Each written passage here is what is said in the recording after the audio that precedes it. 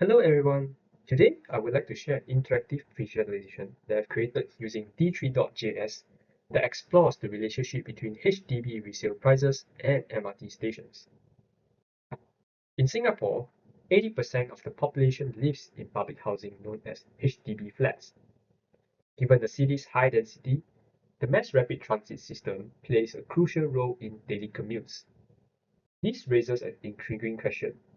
Do MRT stations influence the value of nearby homes? To investigate this, I've identified suitable data from Singapore's Open Data Portal. The datasets used are provided by URA, HDB, and also LTA. The URA dataset comprises of geospatial data that divides Singapore into 55 planning areas and 332 subzones. Next, for the HDB resale data, I managed to gather 940,000 records from 1990 to 2024. This data, however, did not have the compatible geospatial attributes. So, I used FunMap API to perform geospatial encoding and map the coordinates to the URA's planning areas and subzones.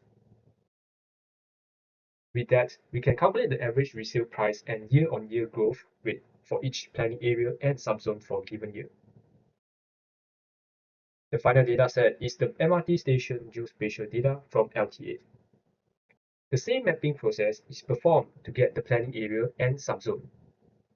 Additionally, information like completion years and service information are added from Wikipedia to facilitate with time series visualization. Now, let's dive into the visualization. To get started, you need to first select the geospatial focus of your choice, either planning area or subzone. Next, you can choose the data metric that you prefer, either average resale price or growth rate. With that, you can navigate through different years on the slider to observe the trends over time. When viewing average resale price, darker shades tend to indicate higher prices, suggesting greater demand in those districts. For example, in 2024, Bukit Timah and Bishan shows the highest average resale prices, implying that these areas are highly sought after.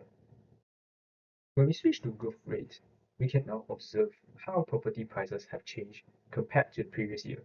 This metric helps us to assess the impact of new MRT stations. For example, in 1996, after the completion of North-South Line in Woodlands area, the surrounding areas experienced significant growth. Zooming into the subzone of Woodlands East, we can also see a notable increase in growth rate as well. Other than that, this visualization could also be a tool to highlight broader economic impacts. For instance, in 1998, nearly all areas show negative growth due to Asian financial crisis, reflecting a downturn in property market. For deeper dive, clicking on individual districts also reveal the detailed trends over the years. Take Queenstown for example. We can see that Dover MRT opened in 2001 and the Circle Line stations opened in 2011. When we analyze the price trends, Queenstown average resale price was below the national average before 2001. After the Dover MRT station was opened, prices surged and surpassed the national average. This surge is further driven by the completion of Circle Line. One notable observation here is on the growth rate trends, where the spike in growth rates often occur before the completion of MRT stations, suggesting speculative buying in anticipation of improved accessibility.